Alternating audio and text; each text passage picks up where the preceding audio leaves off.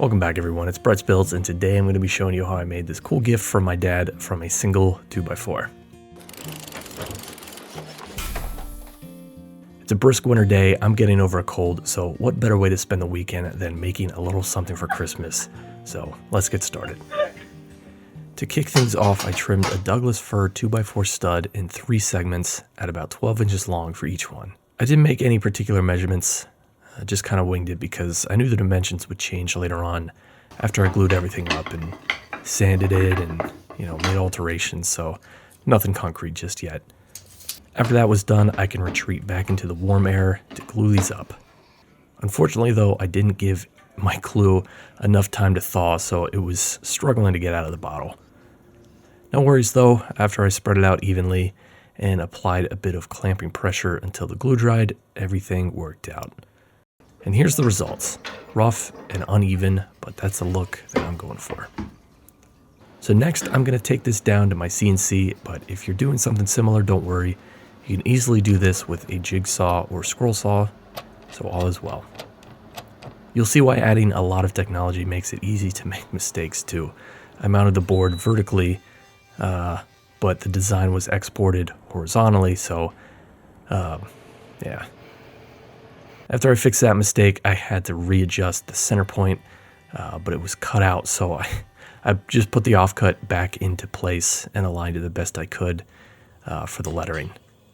This didn't go well either, and I had to cut it a second time a little deeper. Unfortunately, it made it a little hard to read, but still legible, so I kept moving. Next, I trimmed off the sides and started adding the texturing. To achieve this, I threw a wire brush into my drill and set it to the highest speed. If you want to try something similar, I have brushes I used linked in the description, and I also recommend clamping this down because it likes to move around when you hit it with this kind of brush. Next up is the frame. Once again, it's from the same Douglas fir 2x4, so the shading of the fibers all match. I'll put a graphic on the screen of the shape I made this. As you can see, it's kind of in the shape of an L.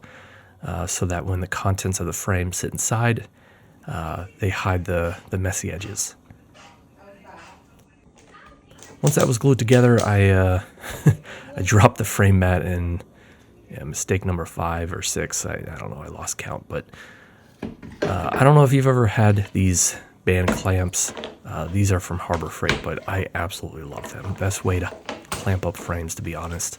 Next up is the clear acrylic sheet that I'll be using instead of the usual glass, which you normally find in a picture frame.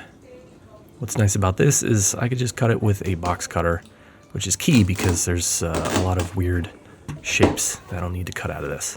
What's funny about this is I sourced the acrylic sheet from another picture frame, so if it works, it works, right? It was an ugly frame anyway. The acrylic deserved nicer. So back to the broken frame mat. Since the frame is the backbone of the structural integrity, I found that even though it's broken, it still works. I'll just need to add a little bit of hot glue to fill in the gaps and keep it from falling out.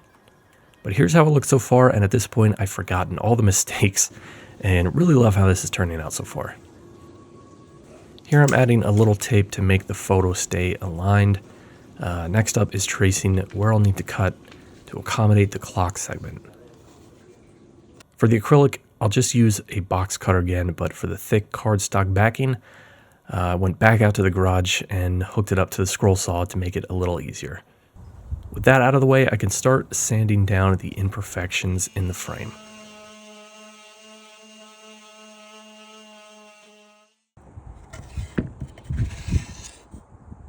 I'll also need a way to make this stand up and be stable.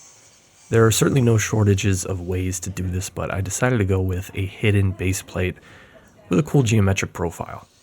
To attach it, I'll use pocket holes to secure it and add a little bit of wood glue for some extra insurance. For the finish, I went with a simple walnut Danish oil.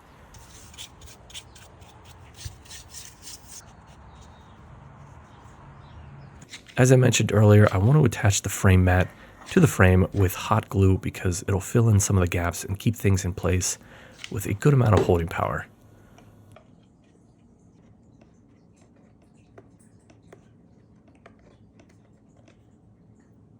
Once that's done, I'll hit it with a little glossy clear coat and then start the final assembly.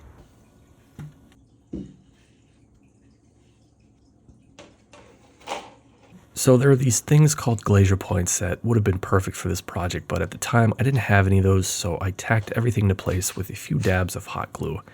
This isn't really designed to have the photo taken in and out like normal photo frames, so having a more permanent option is just fine. Last but not least, the clock. I'll have a link in the description where I got this along with other items in the video if you'd like to make something similar to yourself.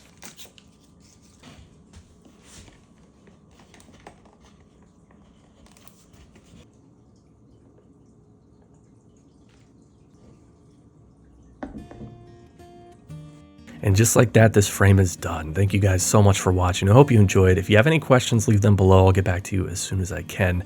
If you enjoyed the video, please hit that like, comment, subscribe, hit the bell icon, share, the whole 9 yards. Algorithm has not been kind to this channel lately, and I could really use the help. So all of it goes a long way. But regardless, thank you so much. And hope you and your family have a fantastic holiday. And I'll see you in the next project. Thanks.